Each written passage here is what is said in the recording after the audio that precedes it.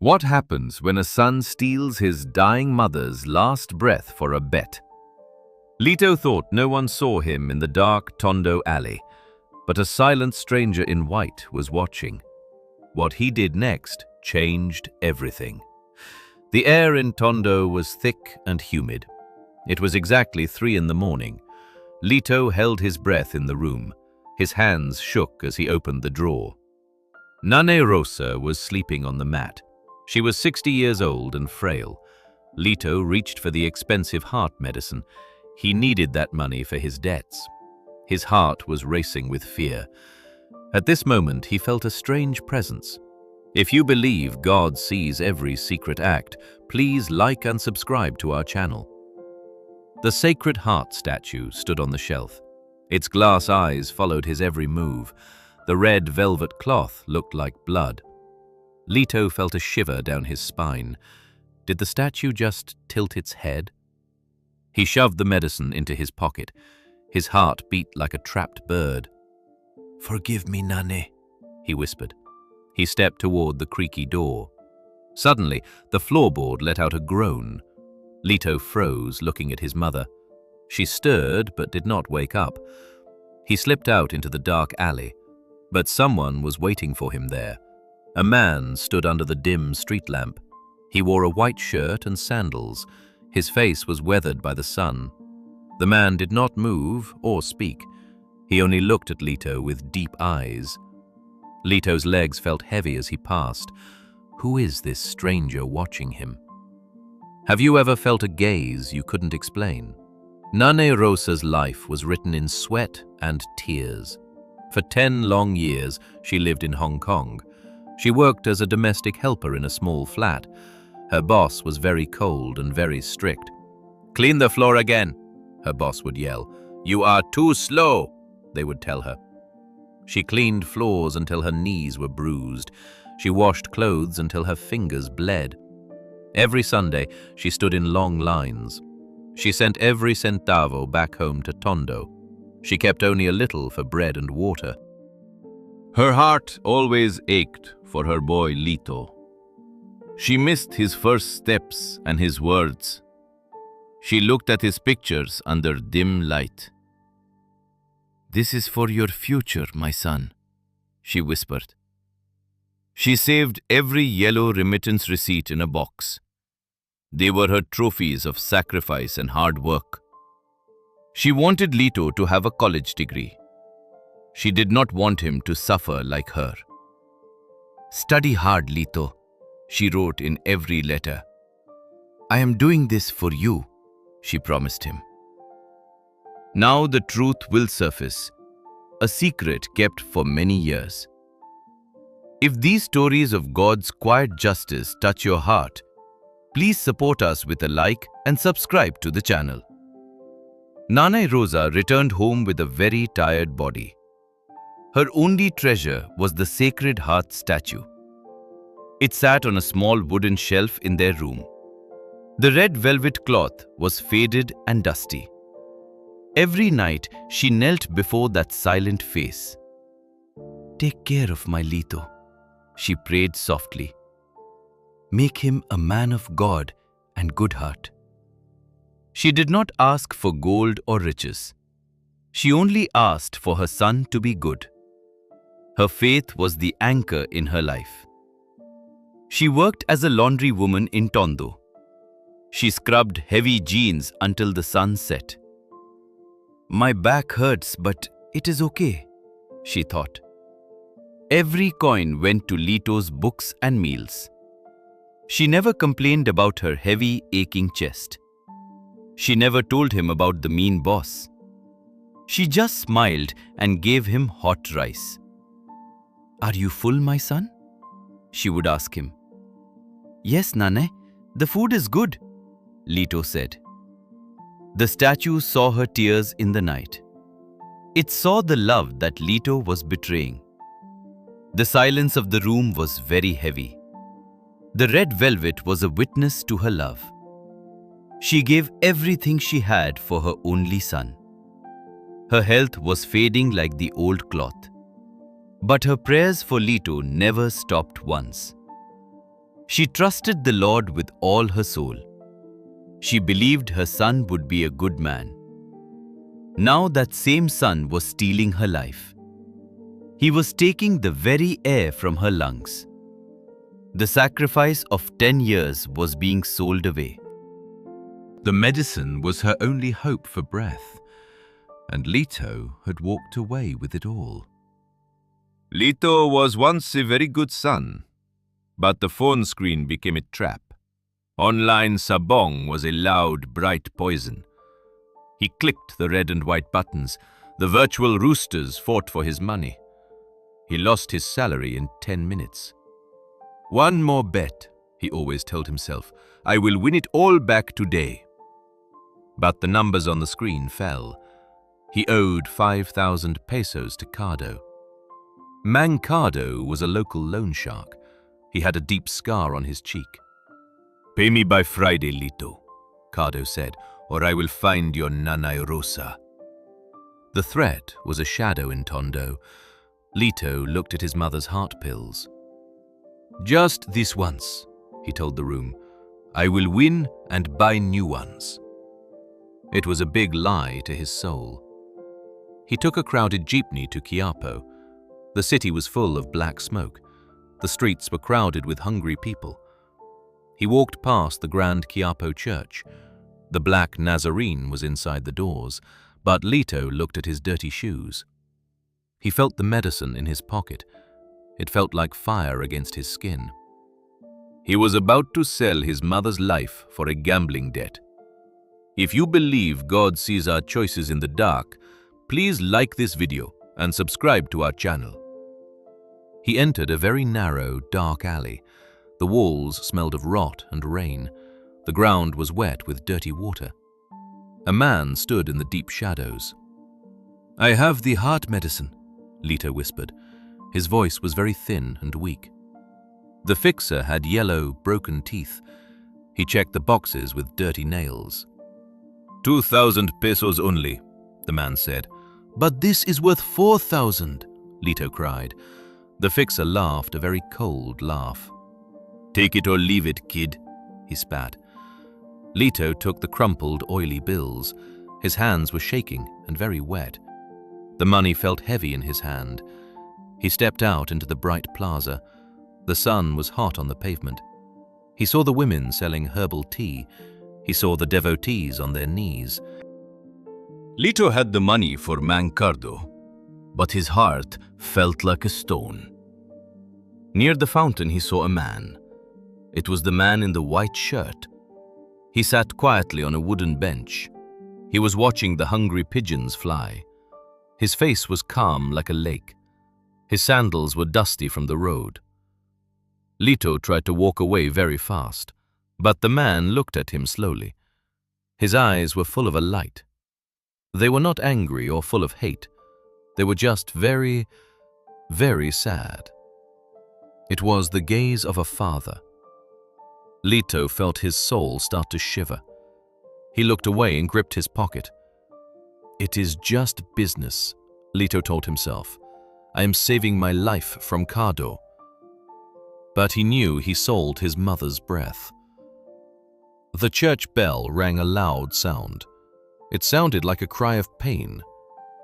Leto walked away with the blood money. Every step was a very heavy sin. The money burned inside his pocket now. He could not look at the sky. The air felt too thick to breathe. He was safe from the loan shark, but he was losing his own heart. The sun was bright, but he felt dark. He was a thief in God's city. Leto walked toward the jeepney stop. He did not look back at Quiapo. The man in white remained on the bench. He did not move or call out. His presence was like a silent mirror. It showed Leto the truth of his soul. The 2,000 pesos were in his hand. They felt like pieces of sharp glass. He was going to pay Mang Cardo, but the debt in his heart was growing. Every heartbeat was a reminder of his sin. How can a son do this to his nanay? The road back to Tondo was very long. Leto climbed the narrow stairs to their room. The old wood groaned under his heavy feet. He opened the door very slowly and quietly. The room was filled with a dim light.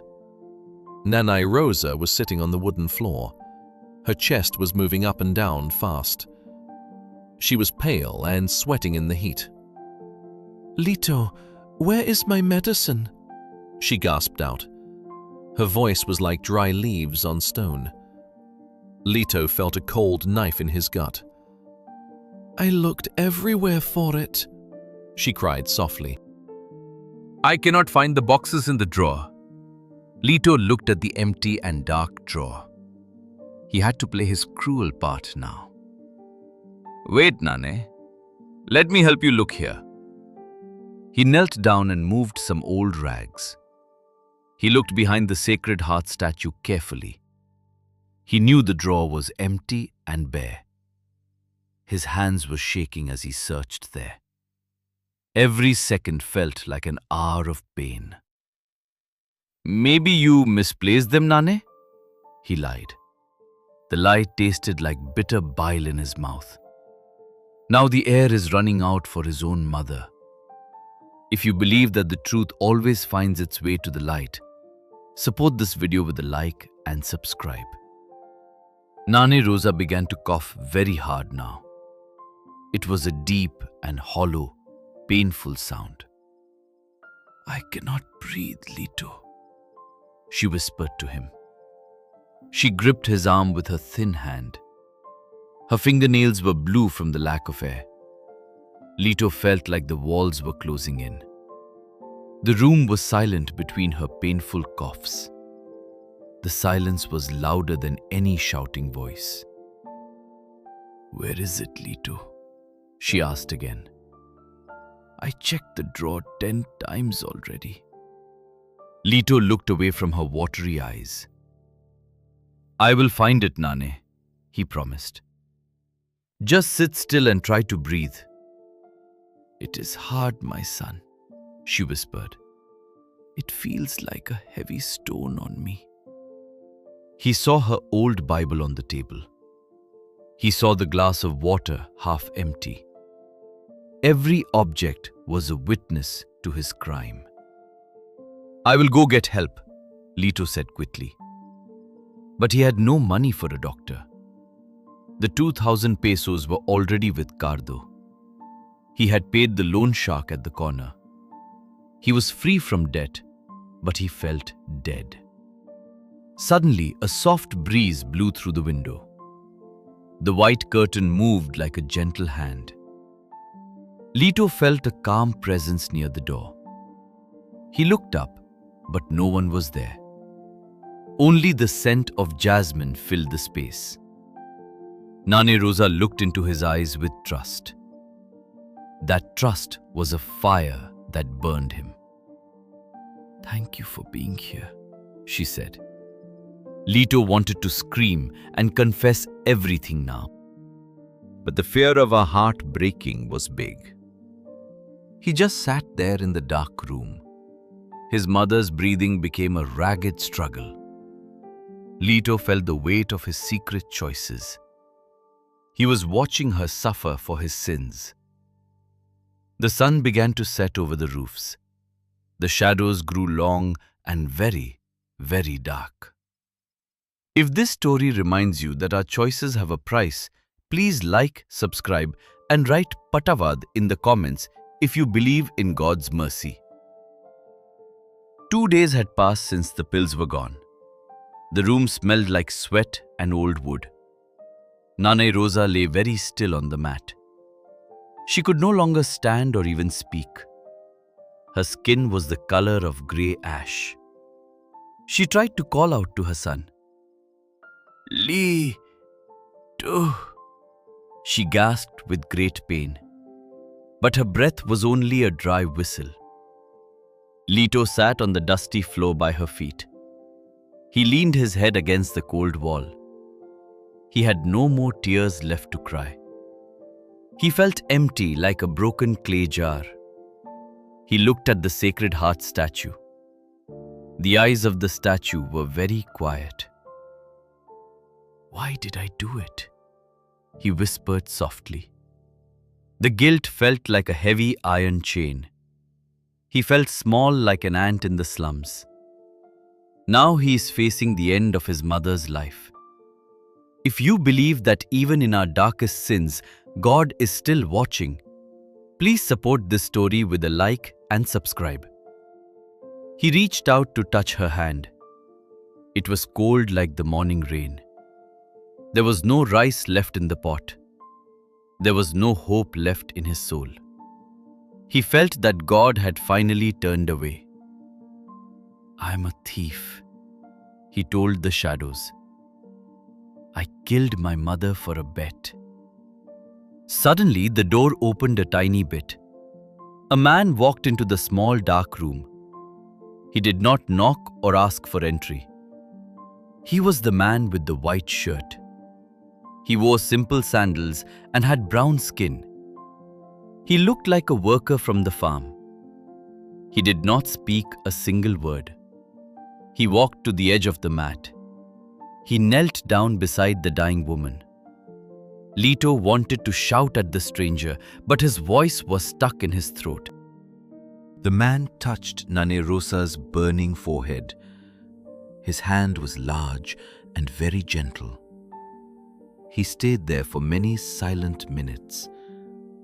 Leto watched the man's steady, calm breathing. The stranger looked at Leto and nodded once. His eyes were like a deep, warm ocean. They did not show any anger or hate. They only showed the weight of the truth. Then, the man stood up very slowly. He left a small cup of water there. He walked out of the room quietly. Leto felt a strange warmth in the air. The scent of jasmine flowers was very strong. But the struggle was not finished yet. His mother was still fighting for every breath. The silence of the night was coming fast. Leto felt the true cost of his sin. He was alone with his mother's pain. The world outside was busy and loud. Inside, it was a room of deep regret. He prayed for the first time in years. Please, do not let her die now. The moon rose over the rusted tin roofs. Leto ran through the dark alleys of Tondo. The mud splashed on his thin, tired legs. His breath came in short and jagged gasps. The city was loud with many barking dogs. He reached the small chapel of the barangay. The yellow light inside was dim and flickering. He collapsed on the hard and wooden floor. The smell of melted candles filled his nose. Lord, have mercy on me, he screamed out. The empty walls echoed his very desperate voice. He looked at the large and wooden crucifix. The face of Jesus looked sad and weary. Please, heal my Nane Rosa right now. I cannot let her die like this today. He sobbed until his chest felt very tight. He promised many things he could not keep. I will be good. I will pray daily. Just give her back the medicine I took. He felt like a small and lost child. The shadows of the statues were very long. They seemed to lean over him in silence. The heat of the night was very heavy. He was begging for a miracle after committing a crime. If you believe God hears even the prayers of a sinner, please like this video and subscribe to our channel. Suddenly, he heard a very quiet rhythmic sound. Swoosh, swoosh, swoosh. Someone was sweeping the floor in the back. Leto turned his head and saw a man. He wore a simple and clean white shirt. He had old sandals on his dusty feet. It was the same man from the street. He was a lay minister cleaning the house. He moved with a slow and steady grace. The man did not look at the altar. He looked straight at Leto's crying face now. His eyes were deep and full of knowledge. He walked closer to the kneeling young man. Lito felt a sudden and sharp fear inside. Does he know what I did? He wondered. The man stopped just 2 steps away from him. He did not say any words of anger. He did not call the police or shout. He only stood there in the golden light. Lito felt the weight of the stolen money. He felt the lies he told his mother. The man's presence was like a bright lamp. It showed every dark corner of Lito's soul. You are looking for a miracle, my son. The man's voice was low and very calm. It sounded like the middle of the night. Lito could not speak a single word then. A miracle is not a magic trick, he said. A miracle is the courage to tell truth. The man reached out and touched his head. The hand was rough, but very, very kind. Lito felt a wave of peace hit him. It was not a happy or easy peace. It was the peace of a clean heart. The man turned and went back to work. He swept the dust into a small pile. Lito watched him disappear into the dark vestry. The chapel was silent once again now. Lito stood up on his weak, trembling legs. He looked at the cross one last time. He did not ask for the medicine anymore. He asked for the strength to be honest. The night air outside felt fresh and cool. He began to walk back to their room. He knew the miracle had already started. It was a miracle of a broken spirit. He was ready to face his mother's eyes. He was ready to carry his own cross. The path home was dark but very clear. His heart was heavy, but his mind was light. He walked past the sleeping street children now. He did not look at his phone once. The gambling app felt like a distant dream. The truth was the only thing that remained. He was going home to be a son. Lito dahan-dahang binuksan ang pinto ng kanilang silid. Ang amoy ng jasmine ay naroon pa rin sa hangin. Nakita niyang nakaupo si Nanay Rosa sa kanyang higaan. Maayos na ang kanyang paghinga at may kulay ang muka. Lito, anak, halika rito. Masayang tawag ng ina. May hawak siyang isang banig ng gamot sa kamay. May himalang nangyari habang wala ka rito, sabi niya. Isang lalaking nakaputi ang nag-iwan nito sa pinto. Lito ay lumapit at kinuha ang gamot mula sa ina. Ngunit bigla siyang natigilan at nanlumo ang puso. Hindi ito ang mamahaling gamot na kanyang ninakaw noon. Ito ay ang pinakamurang generic na klase ng gamot. Ang presyo nito ay 20 pesos lamang bawat tableta. At ang mas masakit, expired na ito noong nakaraang buwan. Ang akala nilang himala ay isa palang malupit na biro. Naramdaman ni Lito ang hapdi ng katotohanan sa kanyang dibdib. Ang kanyang pagnanakaw ay hindi nagdala ng tunay na lunas. Nagdala lamang ito ng mas malalim na kahihiyan at sakit. Bakit generic lang ito, nanay? Tanong ni Lito sa kanya. Hindi ko alam, pero ito ang dumating, sagot ng ina. Napagtanto ni Lito na ang Diyos ay hindi nagbibigay ng magic. Ipinapakita lamang niya ang bunga ng ating sariling gawa. Ang expired na gamot ay simbolo ng kanyang expired na dangal. Ninakaw niya ang buhay, kaya peke ang nakuha niyang lunas. Tumitig si Lito sa estatwa ng Sacred Heart sa gilid.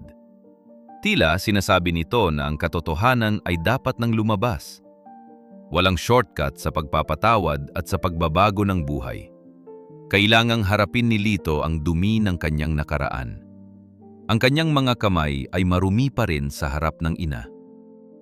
Ang bawat barya ng 2,000 piso ay sumusumbat sa kanya. Walang himalang magtatago sa kanyang ginawang pagnanakaw. Ngayon lang niya naramdaman ang totoong bigat ng pagiging anak. Ang silid ay binalot muli ng isang matinding katahimikan. Isang katahimikan na naghihintay ng isang tapat na pag-amin. Ang puso ni Nanay Rosa ay tumitibay, pero ang kay Lito ay nadudurog. Dito niya naunawaan na ang tunay na lunas ay hindi iniinom. Ang tunay na lunas ay ang pagsasabi ng buong katotohanan. Lito knelt beside his mother's bed and wept bitterly. He held her thin, calloused hand against his face. "Nanay, I have a very dark secret to tell." His voice was heavy with the weight of truth. "I stole your heart medicine 2 days ago. I sold it to pay my debts from gambling." He expected anger, shouting, or a heavy silence, but Nanay Rosa only stroked his messy hair softly. "I already knew, my son," she whispered gently. "The Lord showed me your heart in my dreams. The medicine on the door was just a test." Lito looked up, his eyes wide with sudden shock. "The man in the white shirt, he saw me. He didn't punish me. He just watched me. He waited for me to choose the truth myself." The generic expired pills were not a cruel joke. They were a mirror to show Lito his soul. "I am so sorry, Nanay," Lito cried again. "I will work 3 jobs to buy you new pills. I will never touch a betting app again." Nanay Rosa smiled, and her breath was finally easy. The Sacred Heart statue seemed to glow in light. The peace in the room was real and physical. Lito realized that Christ doesn't always send lightning. Sometimes, He just stands by and waits for us. He waits for us to stop running from our sins. Lito stood up and fixed the red velvet cloth. He felt like a man for the very first time. He went to the kitchen and boiled clean water. The path ahead was long and very hard. But he was no longer walking it alone. The stranger in white was gone from the street, but his peace remained inside their small home. True healing began with a single, honest word. If this story reminded you that God sees everything and acts in His own time, please support it with a like, subscribe to the channel, and write the word faith in the comments if you believe in His quiet justice.